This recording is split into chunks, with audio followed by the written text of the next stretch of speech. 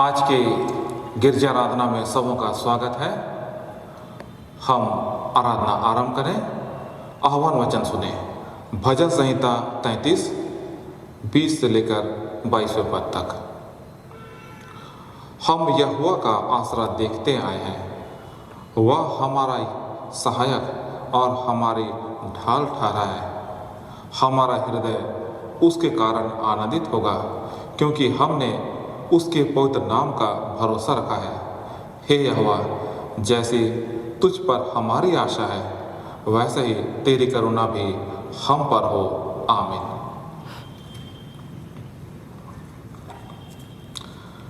हम गीत गाएंगे साक्षीवाणी गीत संख्या 108। साक्षीवाणी 108। हे ईश्वर निर्मल मन जन्मा, मन बिगड़ा हुआ मेरा।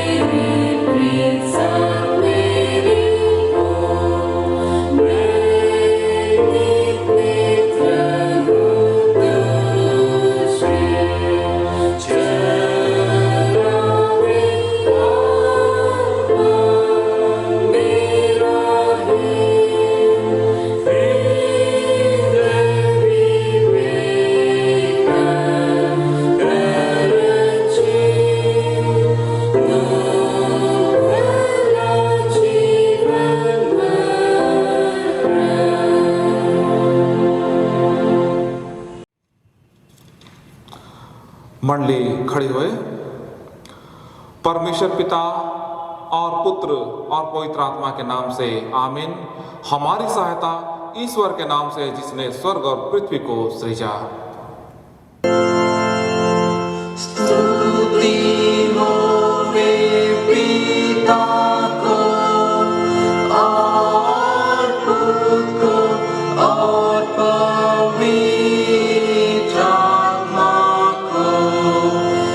जैसा हुआ आरंभ में, जैसा है जैसा रहेगा, सनातन से सनातन लो।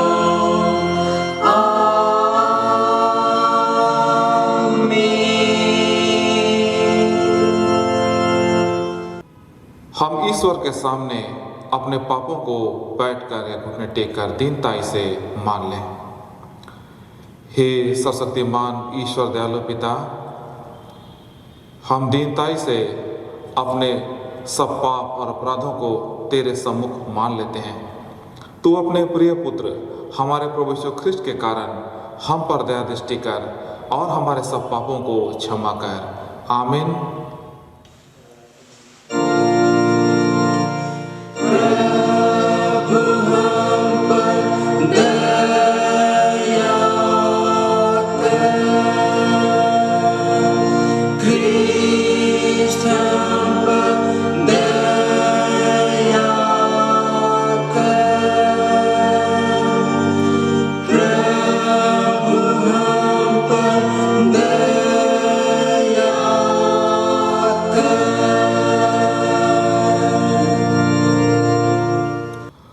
पहाड़ सरक जाएंगे और पहाड़ियां हिल जाएंगी, पर मेरी दया तेरे पास से न सरकेगी और न मेरे कुशल की वाचा हिलेगी। परमेश्वर तेरा दया करने हारा कहता है। आमीन।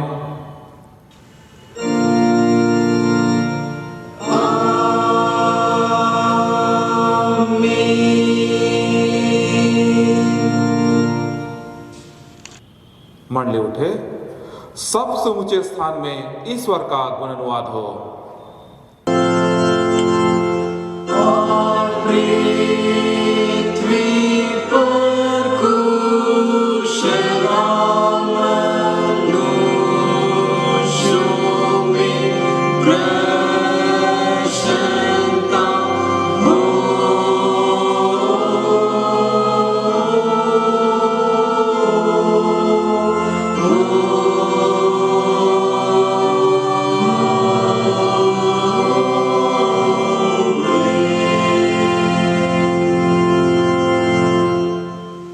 प्रभु तुम्हारे संग हो।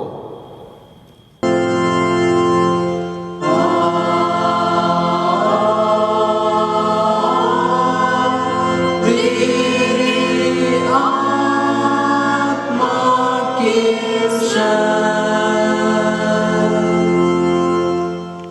हम प्रार्थना करें। हे प्रिय प्रभु स्वर्गवासी पिता, हम तेरा धन्यवाद करते हैं कि तू अपनी कृपा से हमारा विनाश नहीं चाहता है, परंतु कि हम अपना मन तेरी ओर फिराएं और बच जाएं। हम तेरी विनती करते हैं, अपना पवित्र आत्मा हमको दे कि वह प्रतिदिन हमारे मनों में सच्चा पश्चाताप उत्पन्न करे, हमारे हृदयों में पाप क्षमा और अनंत जीवन की लालसा जन्मे, और तेरी अपार कृपा को विश्वास से ग्रहण करने और उसमें स्थिर रहने के लिए हमको सामर्थ्य दे। हर प्रकार की परीक्षा में हमको संभाल कि जिससे अनुग्रह के द्वारा अंत परम सुखी हो जाए, हमारे प्रभु यीशु ख्रिस्ट के कारण। आमीन।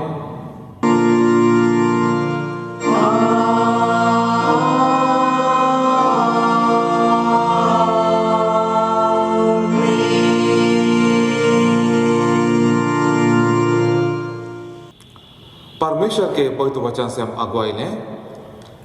गलातियों के नाम पौलुस प्रेरित की पत्री, उसके 5वें अध्याय पद 16 से लेकर पद 24 तक। गलातियों 5:16 से 24। परमेश्वर का वचन इसमें यूं लिखा है, पर मैं कहता हूं, आत्मा के अनुसार चलो तो तुम शरीर की लालसा किसी रीति से पूरी ना करोगे, क्योंकि शरीर आत्मा के विरोध में और आत्मा शरीर के विरोध में लालसा करता है, और ये एक दूसरे के विरोधी हैं, इसलिए कि जो तुम करना चाहते हो वह ना करने पाओ, और यदि तुम आत्मा के चलाए चलते हो तो व्यवस्था के अधीन ना रहे।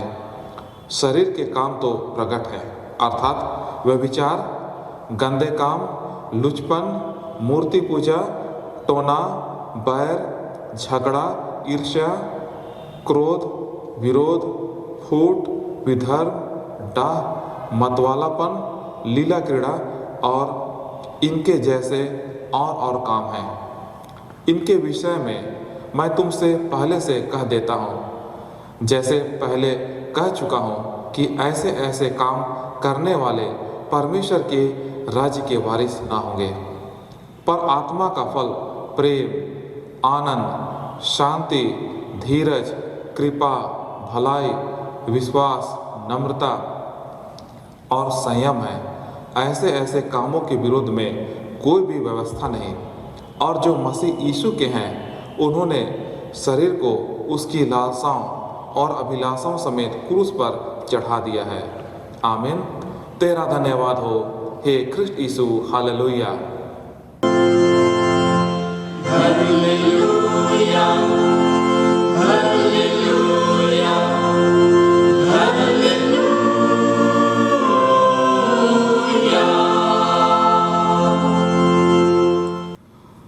अब हम समस्त क्रिस्तानी कलीसिया के संग अपना महापवित्र विश्वास मान लेकर यों कहें, मैं विश्वास करता हूँ परमेश्वर पिता पर, जो स्वर्ग और पृथ्वी का सर्वशक्तिमान सृजनहार है, और उस एकलौते पुत्र अपने प्रभु यीशु ख्रिस्ट पर, जो पवित्र आत्मा से गर्भ में आया, कुमारी मरियम से उत्पन्न हुआ, पांतुस पिलातुस के आगे से दुख उठाया, क्रूस पर चढ़ाया गया, मर गया और गाड़ा गया, पाताल में उतरा, तीसरे दिन मृतकों में से जी उठा, स्वर्ग पर चढ़ गया और परमेश्वर सर्वशक्तिमान पिता के दाहिने हाथ बैठा है, जहाँ से वो जीवितों और मृतकों का विचार करने को फिर आवेगा। मैं विश्वास करता हूँ पवित्र आत्मा पर, एक ही पवित्र क्रिस्तानी कलीसिया, पवित्रों की संगत पर, पापों की क्षमा, देह के जी उठने और अनंत जीवन पाए। आमीन।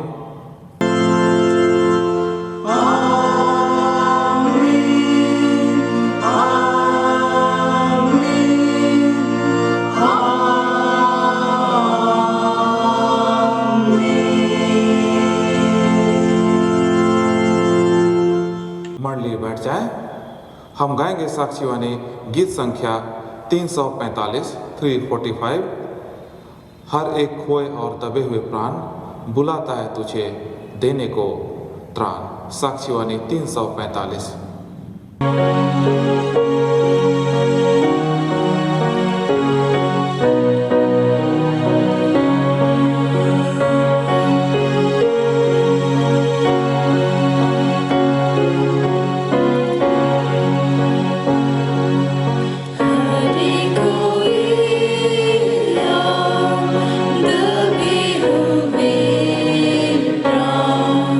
बुलाता है तू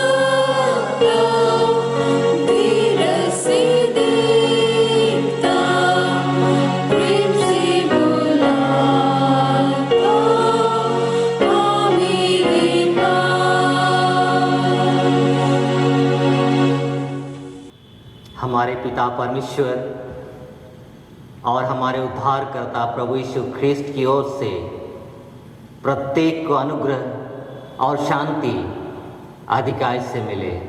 आमीन। हम प्रार्थना करें।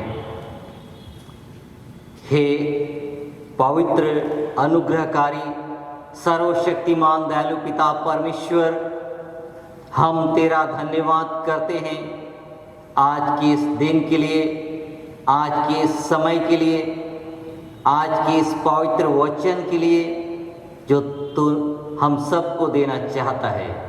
दयालु पिता परमेश्वर, तू हमारे बीच उपस्थित हो, हम हर एक को आशीष दे।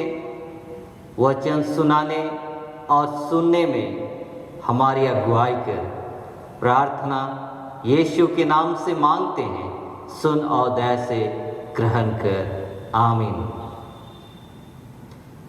आज के लिए जो परमेश्वर का वचन है हमें मिलता है लूका रचित सुसमाचार अध्याय 17 पद 11 से 19 तक। लूका रचित सुसमाचार अध्याय 17 11 से 19। उसमें ऐसा लिखा हुआ है, कोढ़ के 10 रोगियों को चंगा करना।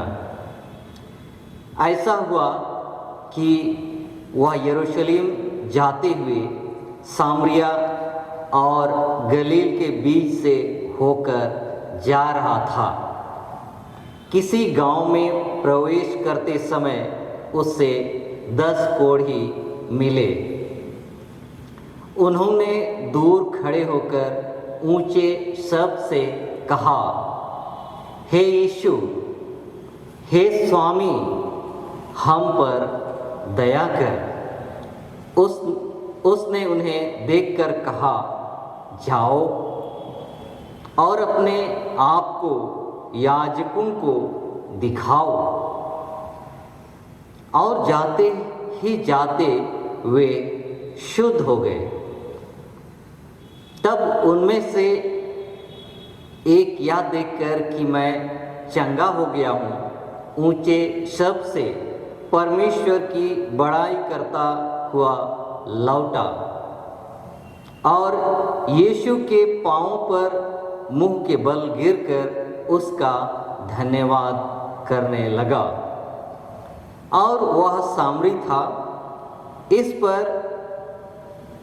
यीशु ने कहा, क्या 10 शुद्ध ना हुए? तो फिर वे 9 कहाँ हैं? क्या इस परदेशी को छोड़ कोई और ना निकला जो परमेश्वर की बड़ाई करता? तब उसने उससे कहा, उठकर चला जा, तेरे विश्वास ने तुझे चंगा किया है। यहाँ तक। आमीन। ख्रिस्त में प्रिय भाइयों एवं बहनों, आज फिर से एक बार हम परमेश्वर की संगति में आए हुए हैं। हम परमेश्वर के वचन को सुनना और सीखना चाहते हैं। परमेश्वर का वचन जीवित, प्रबल और 2 धारी तलवार से भी अधिक चोखा है। वो पवित्र वचन को सुनने के लिए हम यहाँ पर आए हुए हैं। आज के इस वचन का जो शीर्षक है या थीम है, चंगाई और पुनर्वापसी। चंगाई और पुनर्वापसी।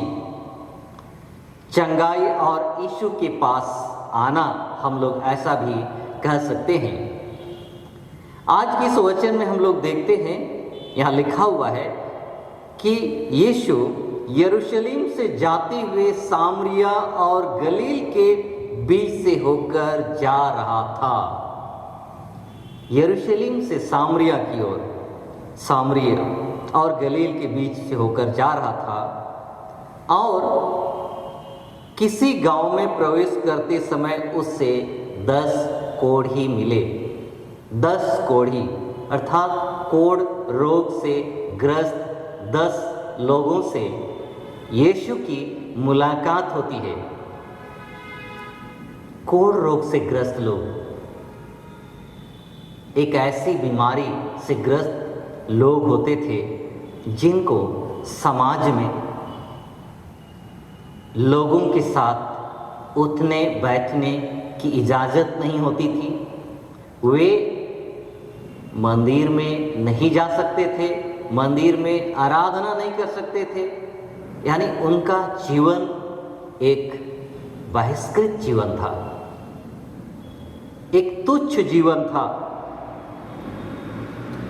और इसलिए ऐसे लोगों की एक अलग बस्ती हुआ करती थी। समाज से दूर, गांव से दूर या नगर के बाहर कोढ़ियों की या कोढ़ रोग से ग्रस्त लोगों की बस्ती होती थी जहां वे रहते थे। ऐसे ही लोग, ऐसे ही बहिष्कृत, ऐसे ही तुच्छ समझे जाने वाले लोग जिनके पास लोग सामने भी नहीं होना चाहते थे, सामने भी नहीं जाना चाहते थे, और कहा जाता है कि दूर से ही लोग उन्हें चिल्लाते थे, उन पर लोग चिल्लाते थे और उनको दूर भगाते थे। एक तरह से छुआछूत जैसी बीमारी थी, लोग उनसे छूना भी नहीं चाहते थे, सामने भी नहीं जाना चाहते थे। एक मनुष्य होकर भी मनुष्य सा जिंदगी वे व्यतीत नहीं कर सकते थे। ऐसे ही 10 लोग यीशु के पास आते हैं और यहाँ लिखा हुआ है वचन में, उन्होंने दूर खड़े होकर ऊंचे शब्द से कहा। ये कोढ़ रोग से ग्रस्त ये 10 लोग, लिखा हुआ है वचन में, दूर खड़े होकर ऊंचे शब्द से कहा, हे यीशु, हे स्वामी, हम पर दया कर। यीशु को पुकारते हैं, वो यीशु के नजदीक नहीं जाते हैं, लेकिन लिखा हुआ है वचन में दूर खड़े होकर वे चिल्लाते हैं, क्योंकि धीरे से बोलेंगे तो सुनाई नहीं देगा।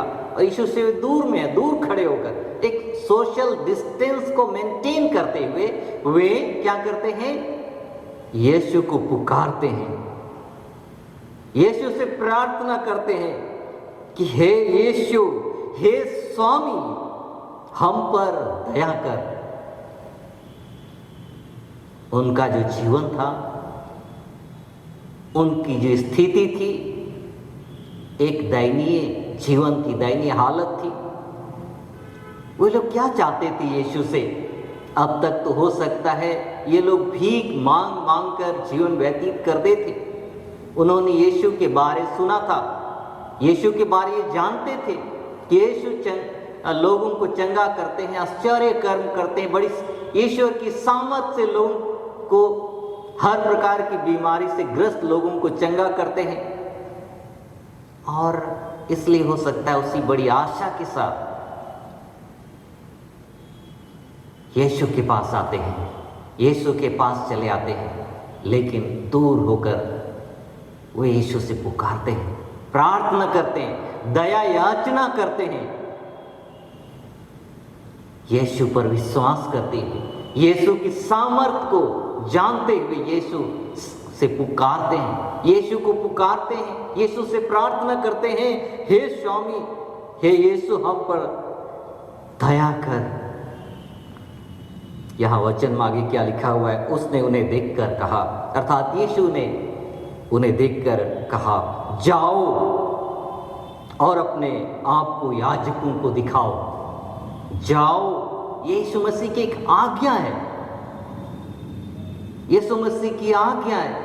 यीशु मसीह उनको भेजता है, कहाँ भेजता है? याजकों के पास, जो मंदिर में थे, पुरोहित के पास, जो मंदिर में थे, जो मंदिर में आराधना करते थे, याजक के पास वो भेजते हैं, याजक के पास जाने के लिए कहते हैं, यीशु एक आज्ञा देते हैं। हो सकता है यीशु मसीह आज हमें भी आज्ञा दे रहे हैं कि जाओ, याजक के पास जाओ, यानी मंदिर में जाओ, परमेश्वर के पास जाओ और याजक को दिखाओ, क्योंकि बीमार हैं या कोढ़ रोग से ग्रस्त हैं या कोढ़ रोग से ठीक हो गए, इसका सर्टिफिकेट या प्रमाण पत्र याजक दिया करते थे। और इसके बाद ही समाज में उठने बैठने, मंदिर में आने जाने की अनुमति मिलती थी, उसी याजक के सर्टिफिकेट या प्रमाण पत्र के आधार पर। यहाँ वचन में क्या लिखा हुआ है? जब वो यीशु की आज्ञा का पालन करते हैं, यीशु की आज्ञा के अनुसार वे जाते हैं, यह लिखा हुआ है, और जाते ही जाते वे शुद्ध हो गए। कोढ़ रोग से ग्रस्त लोगों को अशुद्ध माना जाता था, लेकिन यीशु की आज्ञा के अनुसार जब वे जाते हैं तो वे पूरी तरह से शुद्ध हो जाते हैं। उस कोढ़ रोग से वे चंगे हो जाते हैं, स्वस्थ हो जाते हैं। और आगे वचन में क्या लिखा वो हम लोग पाते हैं, तब उनमें से एक या देखकर कि मैं चंगा हो गया हूं, ऊंचे सबसे परमेश्वर की बड़ाई करता हुआ लौटा। ये 10 लोग मंदिर की ओर जा रहे हैं, याजक की ओर जा रहे थे। रास्ते में ही लिखा हुआ वचन में ये शुद्ध हो गए, उस कोढ़ रोग से शुद्ध हो गए। जो अशुद्ध थे वे शुद्ध हो गए, उस कोढ़ रोग से चंगे हो गए।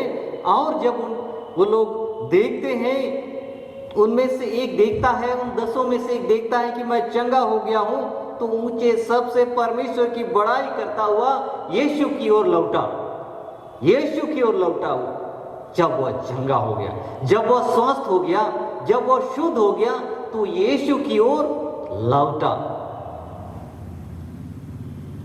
आज के वचन का शीर्षक, जैसा मैंने कहा, थीम चंगाई और पुनर्वापसी। ये व्यक्ति जब अपने आप को महसूस हुआ, जब उसने देखा कि मैं चंगा हो गया हूं, वो परमेश्वर की बड़ाई करता हुआ यीशु के पास लौटता है। और आगे क्या लिखा वचन में, और यीशु के पांव पर मुंह के बल गिरकर उसका धन्यवाद करने लगा। वो परमेश्वर की बड़ाई करता हुआ यीशु के पास चला आया और यीशु के पांव पर, यीशु के पैरों पर वो गिर पड़ा और परमेश्वर का धन्यवाद करने लगा। यह है पुनर्वापसी।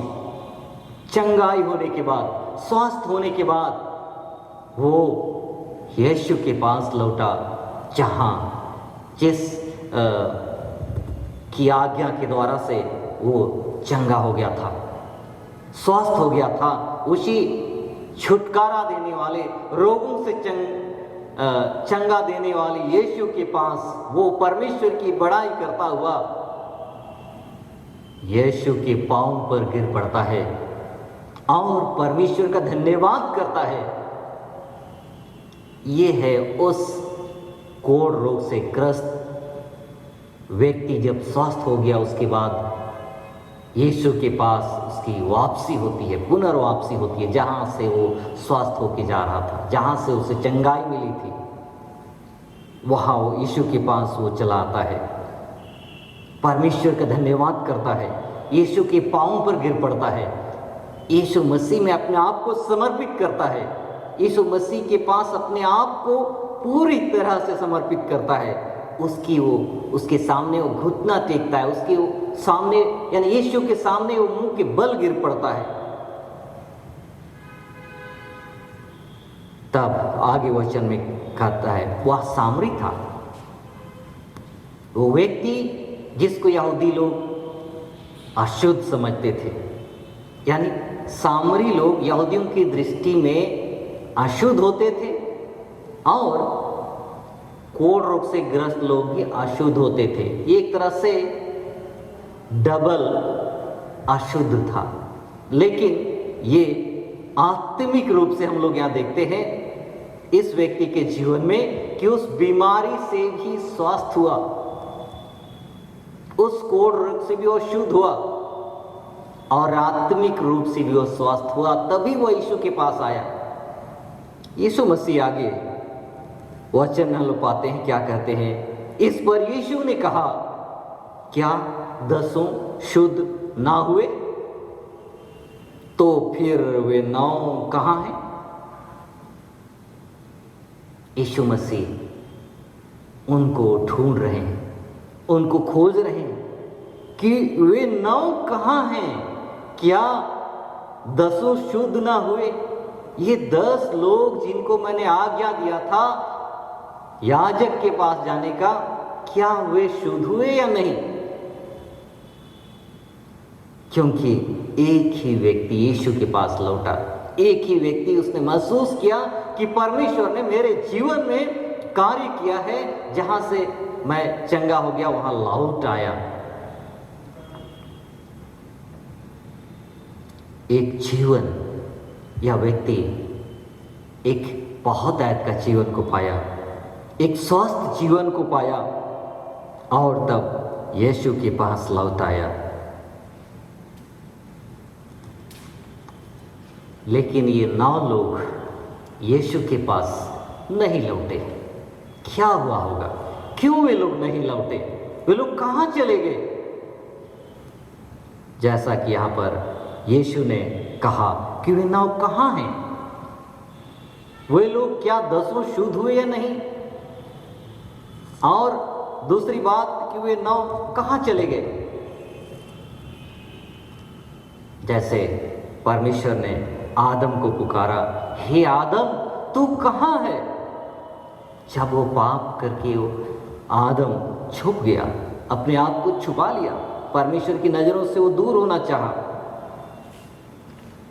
यहाँ पर वे 9 लोग यीशु के पास नहीं आए। उनका चंगाई हुआ ये नहीं, हम लोग नहीं जानते हैं, लेकिन वचन में हम पाते हैं कि वे शुद्ध हो गए। ये 10 तो शुद्ध हुए, वे चंगा हो गए, लेकिन सब यीशु के पास नहीं लौटे, यीशु के पास नहीं चले आए। परमेश्वर की बड़ाई उन्होंने नहीं किया, वे यीशु के पाँव के पास नहीं आए, वे यीशु को धन्यवाद देने के लिए नहीं आए। और इसलिए यीशु उनको ढूंढ रहे हैं कि वे बाकी 9 कहाँ हैं। उन 9 लोगों ने यीशु को धन्यवाद देना भी ना चाहा, या यीशु को धन्यवाद देना भी वो भूल गए। जब वे ठीक हो गए, अब यीशु की क्या जरूरत थी? जब वे स्वस्थ हो गए, शुद्ध हो गए, अब यीशु की क्या जरूरत थी? वे अपने रास्ते चले गए। हो सकता है अपने याजक को दिखाकर वे अपने समाज, अपने घर चले गए, एक बहुत ही सुंदर जीवन व्यतीत करने के लिए वे लोग अपने घर को चले गए। हो सकता है पहले वो याजक के पास गए होंगे, और जब वहाँ से वे स्वस्थ हो गए, शुद्ध हो गए, जब उनको सर्टिफिकेट मिल गया कि हाँ तुम लोग अब ठीक हो, अब तुम लोग अपना घर जा सकते हो, अब तुम लोग यहाँ इस मंदिर में आराधना करने आ सकते हो, तब वो लोग अपने घर की ओर चले गए। लेकिन यीशु के पास नहीं आए। क्या इस वचन में जब देखते हैं सवाल पैदा होता है, ये 9 लोगों की बात है, क्या उन 9 लोगों में से हम लोग भी तो नहीं हैं? उन 9 लोगों की तरह हमारा जीवन तो नहीं है? जब हम ठीक हो जाते हैं, जब हम स्वस्थ हो जाते हैं, हम यीशु को भूल जाते हैं, हम यीशु के पास आना भूल जाते हैं, हम अपने रास्ते में चलते जाते हैं, बढ़ते जाते हैं, अपने जीवन में हम व्यस्त हो जाते हैं। यहाँ हम लोग देख रहे हैं यीशु मसीह किस तरह उस कोढ़ व्यक्ति को या उन 10 कोढ़ग्रस्त लोगों को चंगाई किया। एक ऐसी बीमारी जिसके पास कोई नहीं जाना चाहता था, आज हालत कुछ वैसे ही हो गई है।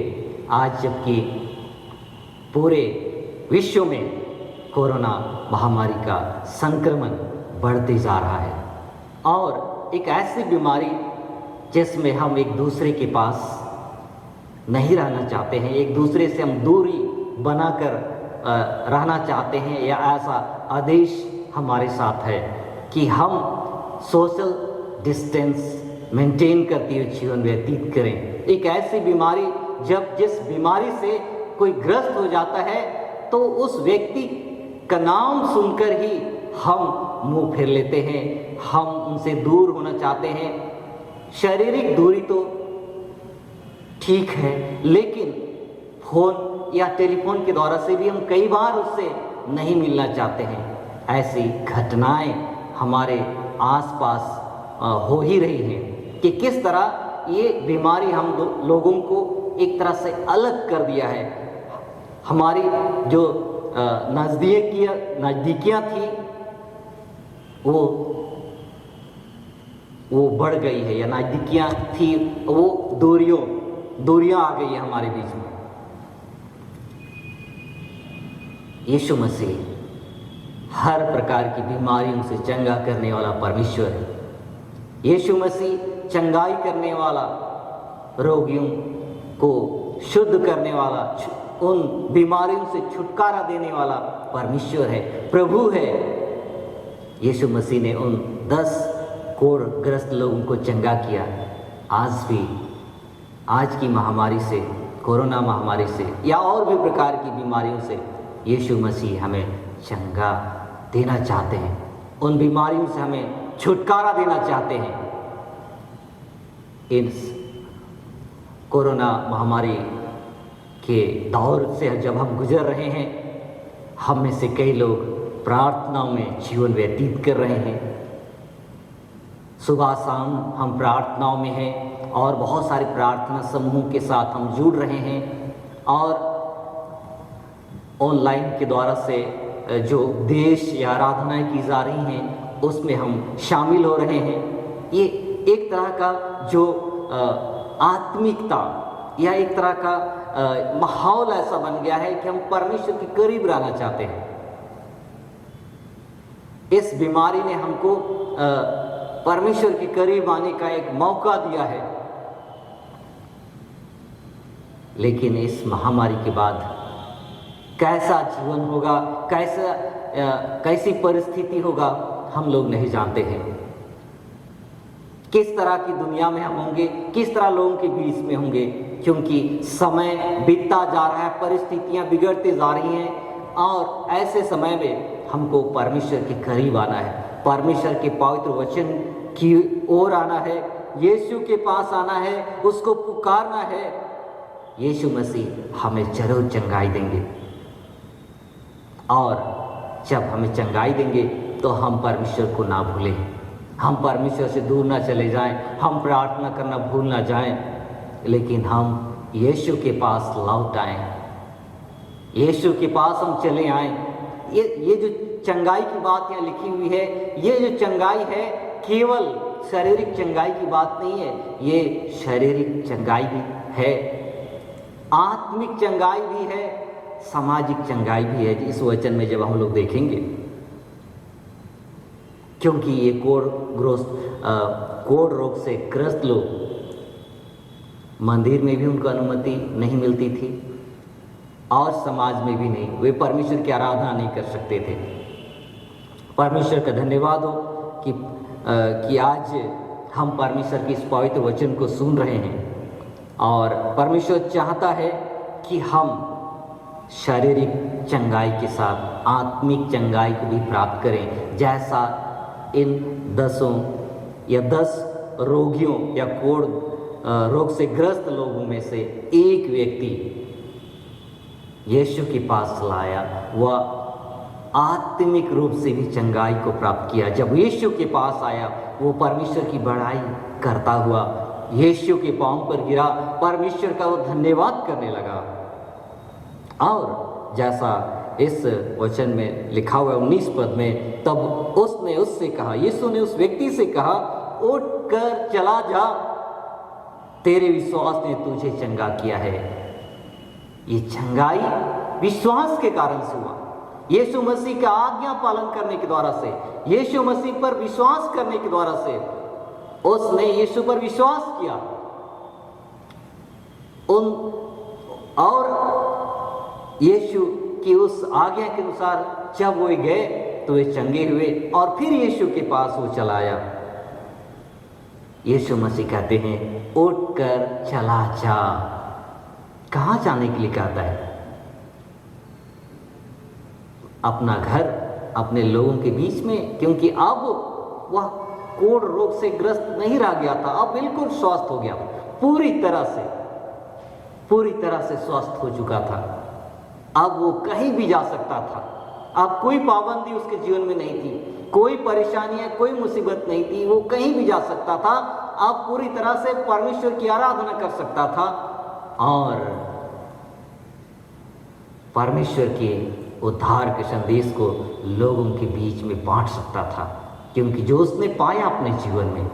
और इसलिए यीशु ने कहा उठकर चला जा। जब हम यीशु के पांव पर आते हैं, यीशु के पैरों में गिर पड़ते हैं अपने पापों के लिए, उसको धन्यवाद देने के लिए, यीशु मसीह हमें उठ खड़ा करते हैं। यीशु मसीह हमें सम्मान देते हैं, इज्जत देते हैं, इज्जत के साथ जीने के हक देते हैं, एक अधिकार देते हैं कि हम उठकर चले जा सकें, कहीं भी हम जा सकें और परमेश्वर की आराधना कर सकें, लोगों के बीच में हम एक अच्छे जीवन को व्यतीत कर सकें।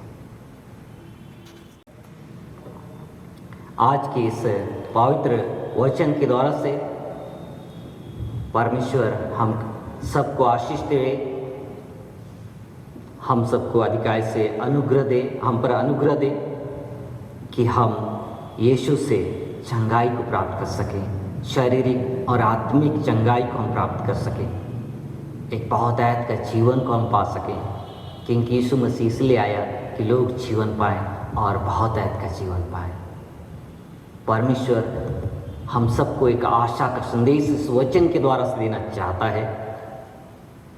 और आज जब इस पवित्र वचन को हम सुन रहे हैं कि परमेश्वर यीशु मसीह के द्वारा से किस तरह चंगाई देते हैं, एक अच्छा जीवन देते हैं, तो आइए हम यीशु के पास चले आएँ और उससे चंगाई को हम प्राप्त करें और यीशु के पास चले आएँ। यीशु मसीह एक अच्छा जीवन, एक सुंदर जीवन, एक बहुतायत का जीवन, एक आशीषित जीवन हमें जरूर देंगे। परमेश्वर इस वचन के द्वारा से मैं अधिकार से आशीष देवे। हम प्रार्थना करें। हे पवित्र महान दयालु पिता परमेश्वर, हम तेरा धन्यवाद करते हैं इस पवित्र वचन के लिए। पवित्र पिता परमेश्वर, तो हमारे बीच उपस्थित हो, इस पवित्र वचन को अपने मन हृदय में रख सके और उसके अनुसार अपने जीवन को व्यतीत कर सके। दयालु पिता परमेश्वर, हमारे इसी दीनता की विनती यीशु के नाम से मांगते, सुन और दया से ग्रहण कर। आमीन। और ईश्वर की शांति जो समस्त ज्ञान से ऊर्ध्व है, ख्रीष्ट यीशु में प्रत्येक हृदय और मन की रक्षा करे। आमीन। इस समय एक विशेष सूचना दी जाएगी। जीएल चर्च हेडक्वार्टर कांग्रेगेशन के सचिव श्री प्रदीप कुजूर की ओर से विशेष सूचनाओं को रखा जाएगा। आप सभी लोगों को यीशु सहाय।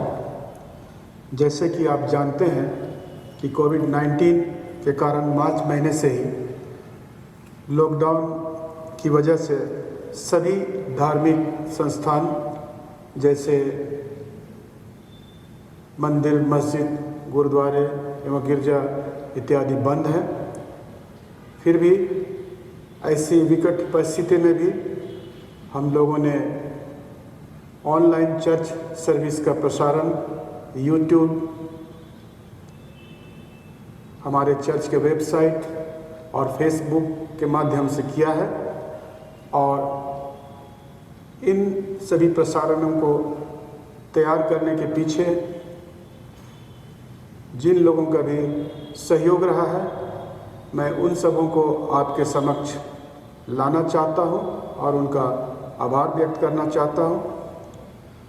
विशेषकर हम हमारे मॉडरेटर, बिशप, पास्टरगण,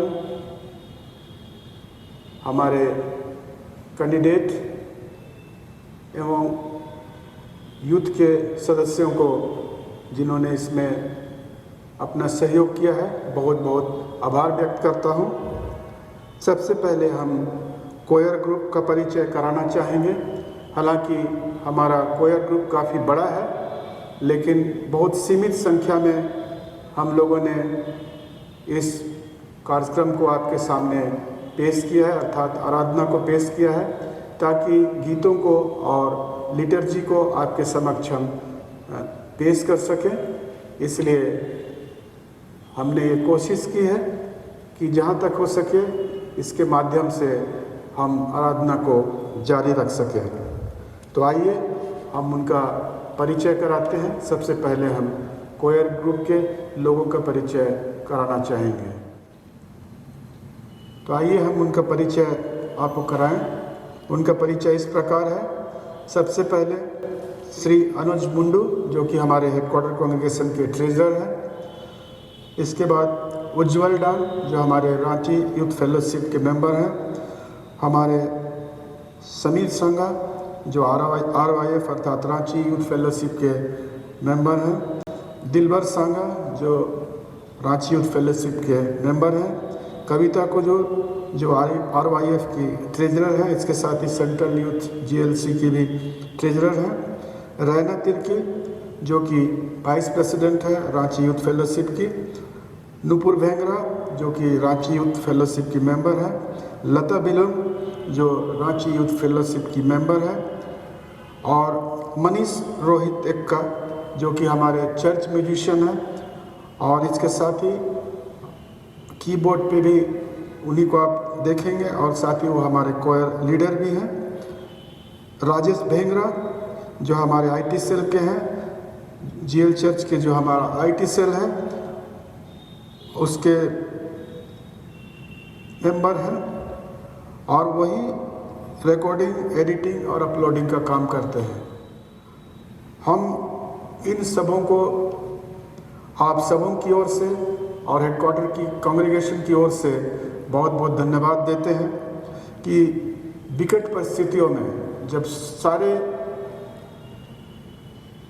जगहों में लॉकडाउन था, मूवमेंट एकदम बंद था, और ऐसे बंदी की स्थिति में भी लगातार इन्होंने रिकॉर्डिंग की और ऑनलाइन चर्च का प्रसारण कभी भी बाधित नहीं होने दिया। और आपके समक्ष ऑनलाइन चर्च सर्विस जो है लगातार प्रसारित होता रहा है। इसमें सहयोग करने के लिए हम फिर से इन सबों को हेडक्वार्टर कांग्रेगेशन की ओर से बहुत बहुत धन्यवाद देते हैं।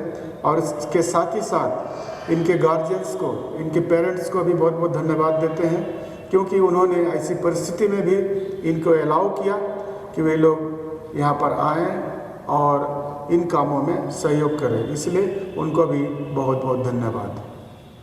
इसके साथ ही हम हमारे चर्च के उन अधिकारियों का या ऑर्गेनाइजर का भी इंट्रोडक्शन आपके सामने करना चाहेंगे, उनको भी आपके समक्ष लाना चाहेंगे, जिन्होंने काफ़ी सहयोग किया और उन्हीं की ये कोशिशों से ये लगातार आपके सामने ऑनलाइन चर्च का प्रसारण होता रहा है। सबसे पहले हमारे बिशप जॉनसन लकड़ा, जो हमारे इस हेडक्वार्टर कांग्रेगेशन के चेयरमैन भी हैं। दूसरे श्री अटल इराद खेस, जो हमारे हेडक्वार्टर कांग्रेगेशन के जॉइंट सेक्रेटरी हैं, और इसके साथ ही ऑल चर्चेस रांची के ट्रेजरर भी हैं। श्री अनुज मुंडू, जो हमारे हेडक्वार्टर कांग्रेगेशन के ट्रेजरर हैं।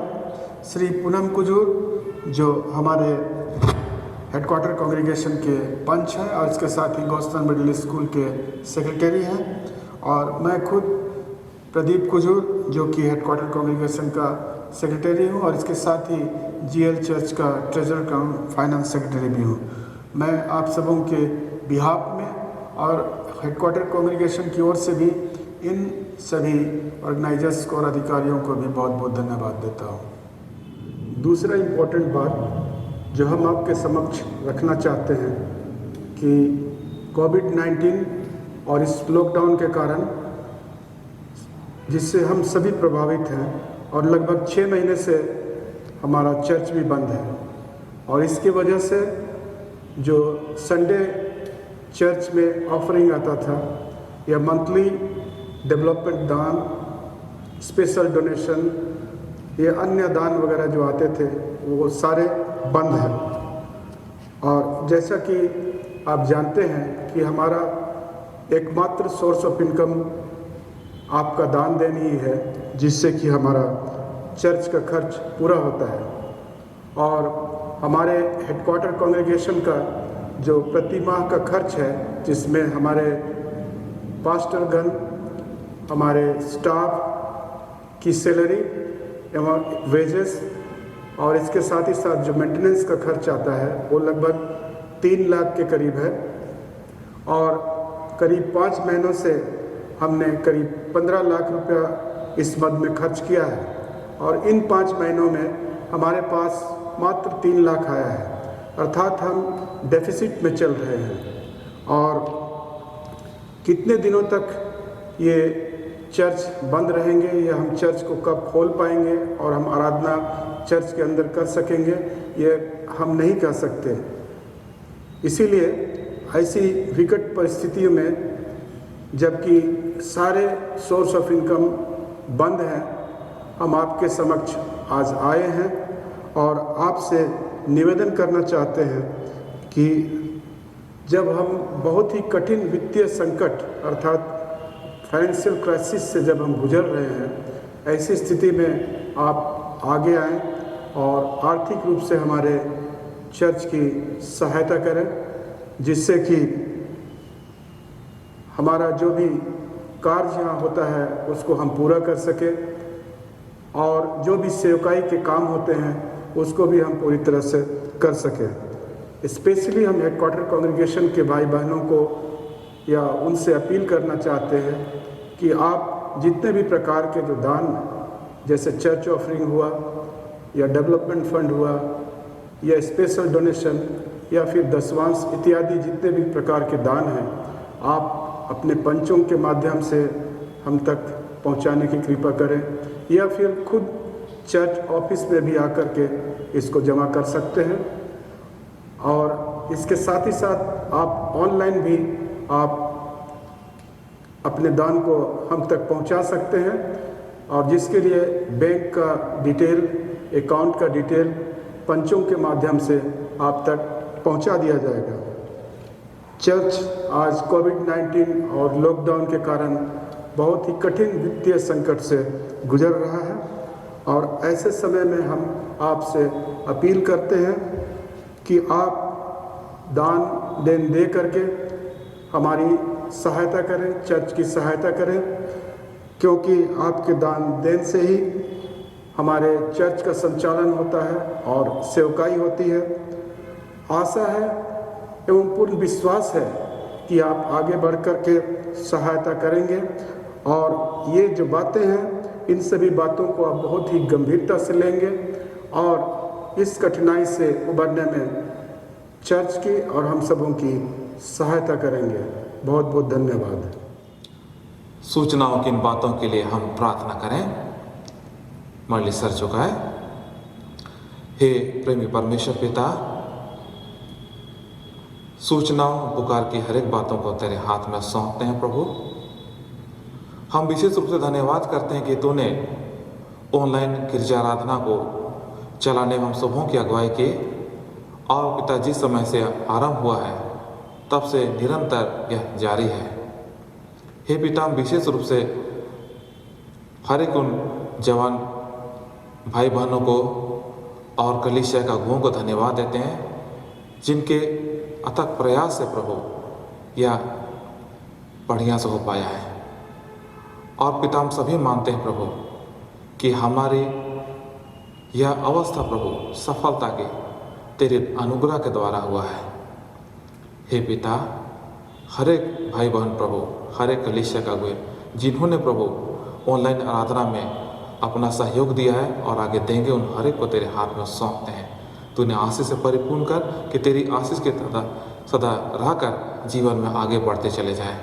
हम इनके माता पिता, गार्जियन, अभिभावक प्रभु और परिवार के जुड़े हुए जो भी हैं प्रभु, उनके लिए धन्यवाद करते हैं कि उन्होंने प्रभु इनके आने में, इस कार्य करने में प्रभु इनको उत्साहित किया और आज जो कार्य करते हैं प्रभु, ये अकेले नहीं परंतु जिनसे वे जुड़े हुए परिवार के लोग, उनका सहयोग को भी हम स्मरण करते हैं। हे पिता, इनके परिवार के हर एक जन को आशीष से परिपूर्ण कर। पिता, हम प्रार्थना करते हैं हमारी ऑनलाइन आराधना के इस कार्य के लिए प्रभु, जो प्रभु हम लोग लंबे समय से करते हैं, आशीष से परिपूर्ण कर कि आगे भी इसी प्रकार बढ़ता चला जाए और हम लोग और बेहतर आराधना कर पाएँ, ताकि प्रभु जितने लोग आराधना से जुड़े हुए हैं हर एक कोई तेरी आशीषों को पा सके। पिता, इस समय जो हमारे देश में और पूरे विश्व में परिस्थितियाँ आई हुई हैं, उसके कारण बहुत सारे आर्थिक चुनौती हम सबों को सामना करना पड़ रहा है।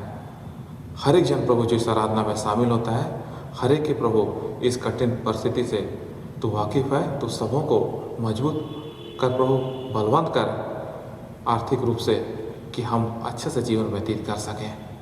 पिता, हमारे हेडक्वार्टर कांग्रेगेशन के लिए आर्थिक चुनौतियां हैं, तू सहायता कर कि प्रभु बहुत सारे लोग प्रभु, हमारे अपने भाई बहन जो भी हैं प्रभु, कलीसिया के लोग प्रभु, हमारी कलीसिया के लोग, पूरे क्रिस्तानी कलीसिया के लोग, और जो भी प्रभु हम नहीं भी जानते हैं, जो यहाँ सहयोग देना चाहते हैं आखिर रूप से, वे प्रभु अपना मदद कलीसिया की ओर दे पाएँ, ताकि प्रभु जो सेवकाई का कार्य अच्छी तरह से होने पाए। पिता, यह प्रार्थना यीशु ख्रिस्ट के नाम से दया से ग्रहण कर, आमीन।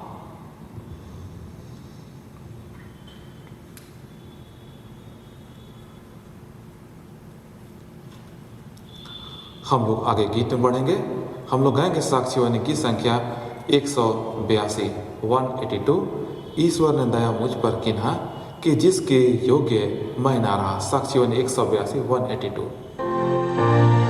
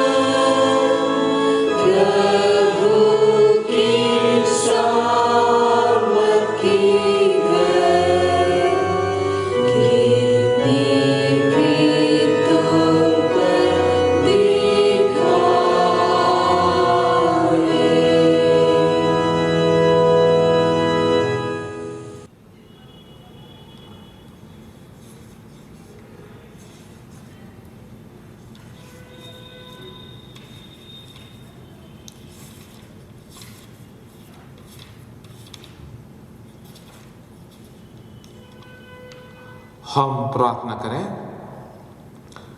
हे प्रभु परमेश्वर सर्ववासी पिता, हम तेरी विनती करते हैं अपनी ख्रिस्तानी कलीसिया और उसके सारे सेवकों की अगुवाई कर कि वे तेरे वचन के निर्मल उपदेश में ठहरे, जिससे सच विश्वास और प्रेम हमें बड़े और दृढ़ाए जावे। हे प्रभु, भारत रिपब्लिक के हमारे प्रेसिडेंट, इस प्रांत के गवर्नर, राजकीय सभाओं और मंत्रिमंडलों, सब न्यायी और हकीम और सब राज कर्मचारियों को आशीष दे और उनकी अगुवाई कर कि वे न्याय और धर्म से देश की सेवा करें और हम कुशल चैन से सारी भक्ति और गंभीरता से काल बिताएं। हमारी कलीसिया सभाओं, सेंट्रल काउंसिल, डायसेशन काउंसिल और कलीसिया की अन्य मंडली सभाओं को आशीष दे कि वे इस मंडली को तेरी पवित्र इच्छा के अनुसार चलाएं। जगत के लूथरन कलीसिया और देश विदेश के हमारे सभी ख्रिस्ट विश्वासी मित्रों को आशीष दे कि हम ख्रिस्ट प्रेम और सहयोग में आगे बढ़ें और जगत में तेरी साक्षी के लिए अधिक सामर्थ पाएं। हमारी कलीसिया के सब काम पर आशीष दे, लड़के लड़कियों की शिक्षा पर आशीष दे कि वे तेरे भय, प्रेम और भरोसा में बढ़ते जाएं। कलीसिया के विद्यालयों, शिक्षण प्रशिक्षण संस्थाओं, महाविद्यालयों और अन्य संस्थाओं को संभाल और उनकी बढ़ती दे और उनके द्वारा कलीसिया के लिए आत्मिक और लौकिक आशीष दे। खेती बाड़ी और हर एक काम उद्यम को सफल कर, जिससे हर कोई सुविवेक से तेरे आगे चले और अपनी जीविका पाए। अपनी कृपा से उन सबों पर दृष्टि कर जो कंगालपन, रोग और नाना प्रकार की साकेती और दुख में है, उनको शांति दे। हमारी कलीसिया के सब भाई बहनों की रक्षा कर जो दूसरे देशों में चले गए हैं, कि वे सब जोखिम और परीक्षाओं में विश्वासी ठहरें। हम उनके लिए भी तेरी विनती करते हैं जो मंडली से निकाले गए व उलट हुए हैं, उन पर दया कर कि वे सच्चे प्रस्ताव से तेरी ओर फिरे। सब मनुष्यों को तरह ठहर और उन पर जो अंधियारे में बैठे मुक्ति को उजाला प्रकाश कर। हमको आपस्तापी मृत्यु से बचा और अंत में अपने प्रिय पुत्र हमारे प्रभु यीशु ख्रिस्ट के द्वारा स्वर्ग राज्य में ग्रहण कर। हे हमारे पिता, तू जो स्वर्ग में, तेरा नाम पवित्र किया जावे, तेरा राज आवे, तेरी इच्छा से स्वर्ग में से पृथ्वी पर होवे। हमारे प्रतिदिन की रोटी आज हमको दे और हमारे अपराधों को क्षमा कर, जैसे हम भी अपने अपराधियों को क्षमा करते हैं। और उनको परीक्षा मत डाल, परंतु बुरे से छुड़ा, क्योंकि राज्य और पराक्रम और महत्व सदा तेरी है। आमीन।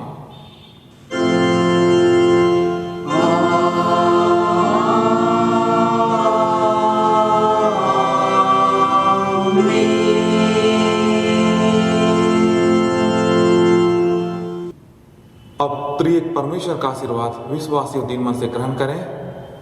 परमेश्वर तुझे आशीष देवे और तेरी रक्षा करे। परमेश्वर अपना मुख तुझे प्रकाश करे और तुझे अनुग्रह करे। परमेश्वर अपना मुख तुझे प्रकाश करे और तुझे अपना कुशल देवे। आमीन।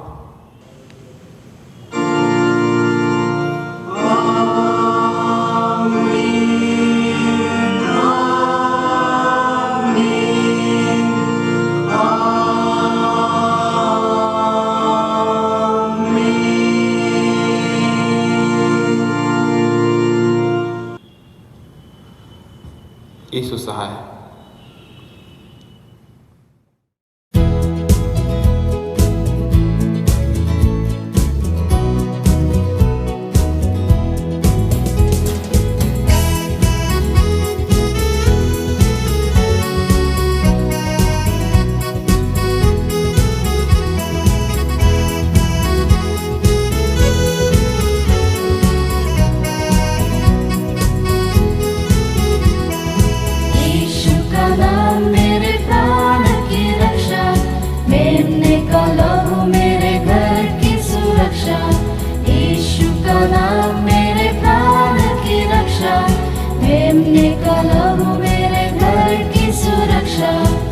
कराने वाली महामारी से डरेंगे नहीं, हम डरेंगे नहीं। छिपकराने वाली महामारी से डरेंगे नहीं, हम डरेंगे नहीं। यीशु का नाम मेरे प्राण की रक्षा, मेमने का लहू मेरे घर की सुरक्षा। यीशु का नाम मेरे प्राण की रक्षा, मेमने का लहू मेरे घर की सुरक्षा। रोगों का भय और मृत्यु का डर यीशु के नाम में हो अब दूर। रोगों का भय और मृत्यु का डर यीशु के नाम में हो अब दूर। यीशु का नाम मेरे प्राण की रक्षा, मेमने का लहू मेरे घर